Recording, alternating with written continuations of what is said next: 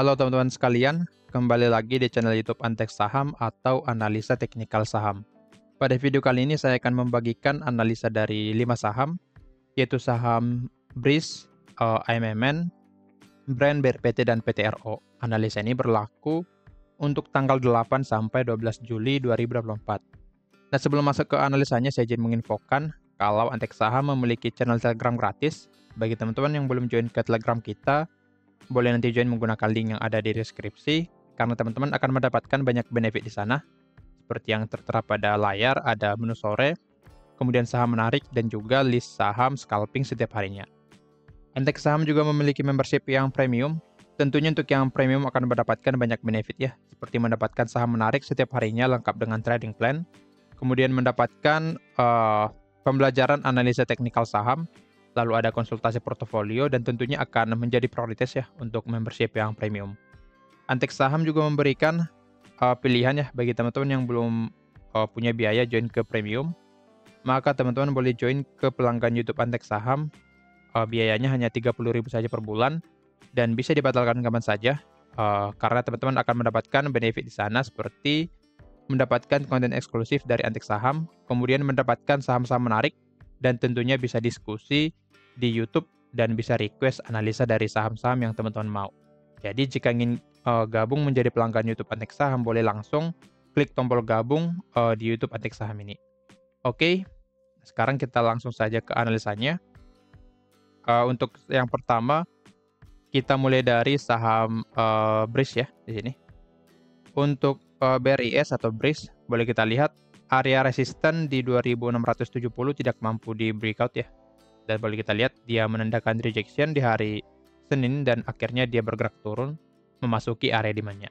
Nah, di sini untuk BRIS potensi sideways dulu ya nantinya, karena sudah reject di area resisten dan menuju area demand. Jadi untuk pergerakan BRIS berpotensi dia sideways dulu di area demand 2490 sampai 2410. Jadi dia akan turun dulu ya. BRIS akan turun dulu ke area demand lalu sideways dan berpotensi naik lagi ke area resisten karena memang secara pergerakannya masih dalam pergerakan uptrend dan berpotensi naik ke area resisten kembali. Akan tetapi jika area demand di breakdown maka tetap pantau, karena jika area demand ini di breakdown maka BRIS akan turun ke demand selanjutnya di 2230 sampai 2310. Nah, sekarang kita cek dulu untuk broker summary dari BRIS. Oke, sudah ya di sini. Oke, terlihat BRIS ada distribusi ya di hari Jumat dari OD, PD, dan CC, kemudian yang beli dari asing ya. Dan juga kita lihat di indikatornya kalau bandar volume keluar atau merah, tetapi asingnya memang masih masuk pada saham BRIS. Jika kita cek secara mingguan di sini, oke terlihat masih akumulasi sebenarnya dari AK, ZP, dan BK, masih dari ketiga broker ini, dan yang jual OD, YU, dan BB. Memang secara mingguan karena memang BRIS masih dalam keadaan naik, maka cenderung akumulasi ya. Jadi masih ada potensi pada BRIS untuk bergerak naik karena AK-nya masih beli ya, masih beli, dan sekarang secara teknikal dia berada di area demand-nya. Dan dengan seperti ini maka BRIS berpotensi naik lagi ke area resisten 2640 sampai 2670 di area yang di sini.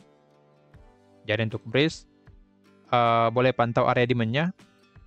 Area demand yang di sini jika di breakdown maka lebih baik keluar dulu, tetapi jika ada konfirmasi untuk naik maka boleh buy BRIS dengan target di area resisten di sini dan stop loss-nya di bawah dari area demand. Tapi untuk sekarang belum ada konfirmasi ya, jadi saya tidak bisa bagikan trading plan-nya karena belum ada konfirmasi sampai saat ini. Jadi untuk BRIS view-nya seperti itu, dia akan turun dulu ke area demand sebelum nanti bergerak naik ke area resisten kembali. Tetapi jika demand di breakdown, maka BRIS akan turun lagi ke area demand selanjutnya di sini. Oke, lanjut ke saham yang kedua ada AMMN atau Aman Mineral Internasional. Oke, boleh kita lihat ya di sini untuk Aman masih berada di bawah resisten 11.725 dan boleh kita lihat pergerakannya cenderung sideways ya, mulai dari tanggal 2 Juli sampai di tanggal 5 Juli sampai hari Jumat kemarin. Jadi dia masih tertahan di bawah area demand. Jadi pergerakannya akan cenderung breakout sebenarnya, breakout resisten dan naik lagi ke area 12.000. Sekarang kita cek dulu untuk broker summary dari Aman. Oke, dari mingguan ada jualannya dari SQ. Untuk sekarang CC tidak kelihatan lagi ya di aman. Sekarang yang jualan SQ, yang beli masih dari asing. Kita cek dulu di hari Jumat tanggal 5, oke. Ternyata CC jualan di hari Jumat ya di sini. Boleh kita lihat 28 miliar, tapi secara mingguan tidak terlihat ya. Di sini tidak terlihat. Jika kita cek secara bulanan, ya terlihat AK masih akum ya, sama seperti minggu yang lalu. Kemudian CC juga masih jualan. Jadi untuk aman ini kita lihat saja secara teknikal karena memang secara broker summary cukup tricky ya di sini. Jadi untuk aman, jika ingin masuk maka tunggu dia break resisten 11.725. Nah, di sini sudah saya note ya sini. Saya ketik valid break, valid naik harus break 11.725. Jadi jika belum breakout area ini maka aman akan cenderung turun lagi ke area demand-nya. Tetapi jika bisa break resisten ini maka aman akan naik ke 12.200 dulu. Lalu supaya bisa lanjut bergerak naik maka harus breakout dulu area ini. Jika bisa di breakout maka aman naik lagi ke target selanjutnya di 12.700 sampai 12.800. Nah, maka dari itu untuk aman pantau satu area di 11.725. Jika bisa di breakout maka aman akan valid bergerak naik, tetapi jika belum bisa maka aman berpotensi turun lagi ke area demand 10.500 sampai 10.950. Jadi pantau satu area pada saham aman. Oke, lanjut ke saham yang ketiga ada brand. Oke, untuk brand cenderung sideways dia pergerakannya di sini dan resisten 10.450 belum mampu di breakout. Jadi untuk brand potensi dia turun lagi ya karena memang sudah menandakan rejection. Boleh kita lihat dia ditutup merah di hari Selasa. Kemudian di hari Jumat juga ditutup merah di sini. Jika kita cek untuk broker summary-nya, untuk brand secara bulanannya, bulanan memang masih ada akumulasi dari DX, AK, dan yang lainnya. Kita cek dulu secara mingguan, tanggal 28. Oke, ada akum dari AK ya di sini. Akum dari AK dan yang jual DP, ZP, dan HP. Kita cek secara harian. Ya terlihat di sini BK jualan ya. AK-nya ya jualan juga di sini. Jadi AK mulai jualan dan juga BK-nya mulai jualan. Yang dimana berarti brand berpotensi koreksi nantinya. Jadi untuk brand broker summary kurang menarik. Ada potensi dia koreksi dulu sebelum nanti lanjut bergerak naik. Nah, di sini kita pantau satu area resisten 10.450. Jika bisa di breakout maka brand akan lanjut naik ke resisten selanjutnya di 11.000. Tetapi jika belum di breakout maka brand akan turun karena di sini sudah ada rejection-nya. Jadi potensi turun ke support 9850. Jadi untuk brand ada 3 area yang perlu dipantau. Yang pertama resisten dulu ya, kita ketik di sini resisten 10450 yang perlu dipantau ya areanya di sini. Kemudian resisten atau target naik di 11K 11.000. Kemudian support di 9850. Oke, jadi untuk brand pantau ketiga area ini. Jika ingin masuk atau entry, tunggu break resisten 10.450. Jika bisa di breakout maka target naik di 11.000, lalu di 11.450. Tetapi jika belum mampu di breakout maka brand akan lebih cenderung untuk koreksi dulu karena mulai ada jualan dari AK dan juga di sini secara candlenya ada rejection setelah mencapai resisten 10.450. Jika kita cek secara time frame yang lebih rendah, nah memang di sini cukup banyak rejection ya di resisten ini.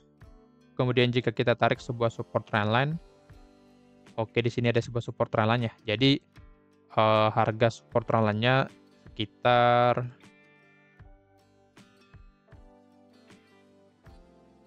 10.000 ya.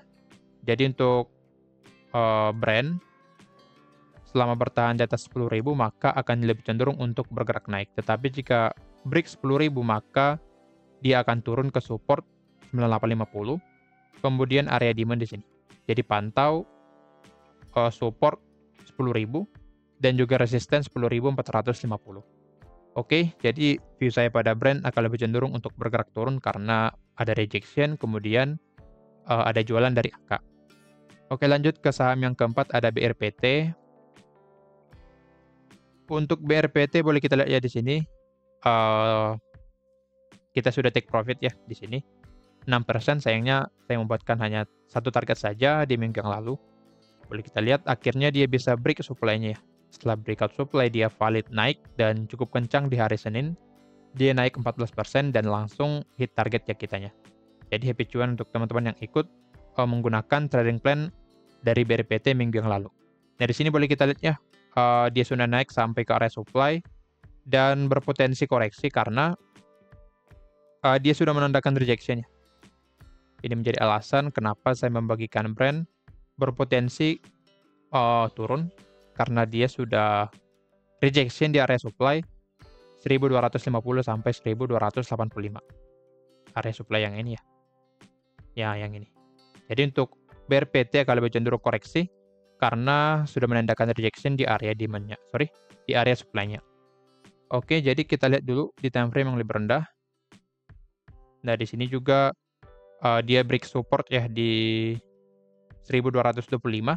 Jadi menurut saya untuk BRPT akan lebih cenderung untuk bergerak turun. Jadi jika ingin melakukan pembelian maka sebaiknya tunda dulu dan lebih baik wait and see jika ingin swing pada BRPT. Tetapi jika ingin scalping maka menurut saya masih bisa asalkan ambil target 2-3%, begitu juga dengan stop loss-nya. Karena masih ada potensi spike lagi ke atas. Jadi potensi spike lagi sebelum nanti dia turun lagi ke area demand-nya. Jadi untuk BRPT secara view swing-nya dia akan turun dulu. View swing akan turun dulu ke area demand di sini di 1055 sampai 1115. Tetapi secara jangka pendek atau scalping-nya dia bisa sideways dulu ya, sideways dulu. Lalu dia turun lagi ke area demand. Tetapi view jangka swing-nya dia akan turun ke area demand 1055 sampai 1115. Jadi untuk BRPT tunggu dia memasuki area demand jika ingin beli atau tunggu dia breakout supply.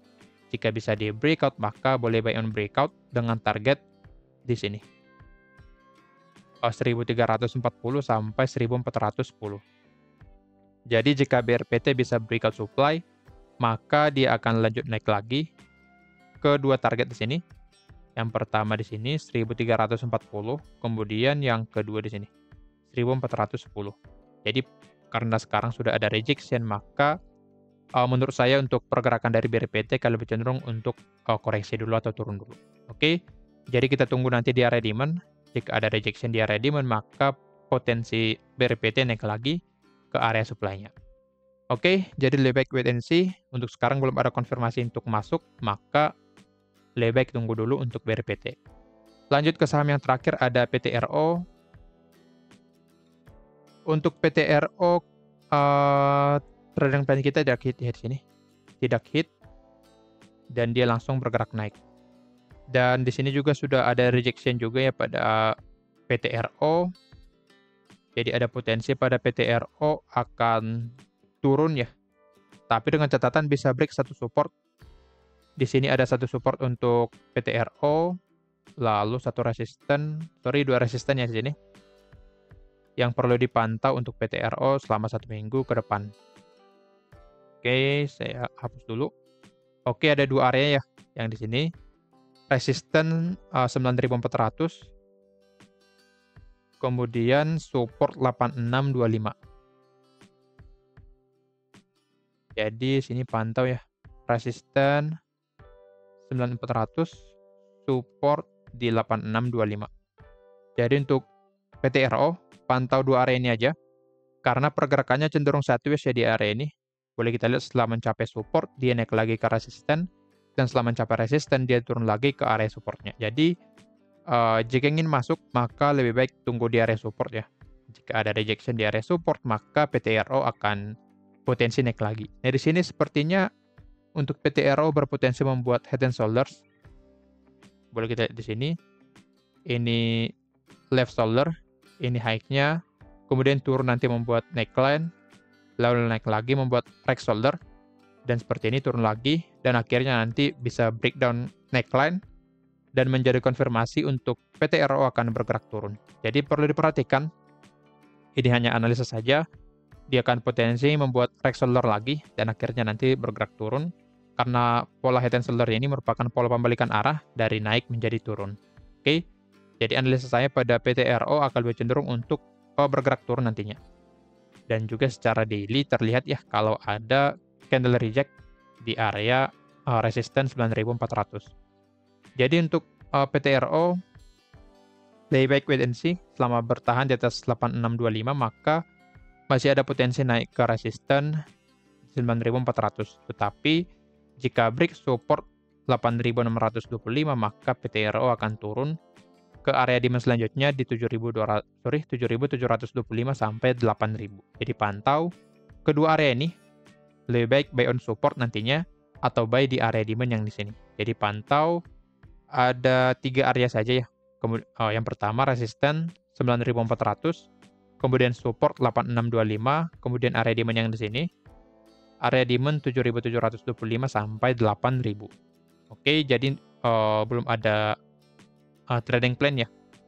Jika kita cek untuk broker summary, nah terlihat juga di sini secara harian ada jualannya dari BK. Secara mingguan, oke secara mingguan ada akumulasi ternyata dari CC ya. Dari CC cukup besar, yang berarti untuk PTRO berpotensi naik lagi nantinya. Tapi dia di hari Jumat jualan ya, CC jualan, mulai take profit sepertinya, jadi perlu diperhatikan juga jika CC nanti mulai jualan, maka ada potensi pada PTRO akan bergerak turun atau koreksi dulu. Untuk BRPT yang tadi belum kita cek ya untuk broker summary-nya. Nah, terlihat di tanggal 5 Juli ada jualan yang cukup besar ya dari BB, 54 miliar, dan yang beli dari RF. Dan sepertinya BB sudah akum dari bawah ya, jadi dia sudah mulai take profit. Kita cek dulu 1 minggu. Terlihat BB jualannya. Dari sini BB jualan 18 miliar, yang berarti dia sudah mulai akum dari bawah. Jadi memang secara broker summary untuk BRPT tidak terlalu menarik karena BB-nya sudah jualan cukup besar di sini. Oke, jadi untuk PTRO dan BRPT broker summary kurang menarik. Jadi boleh nanti perhatikan untuk BRPT dan juga PTRO area yang tadi. Untuk PTRO sendiri ada di resisten 9400, kemudian support 8625. Oke, kira-kira begitu analisanya. Disclaimer on, kalau analisa ini merupakan pandangan saya pribadi, bukan ajakan untuk melakukan pembelian atau penjualan pada saham-saham tersebut. Sekian dari saya, terima kasih.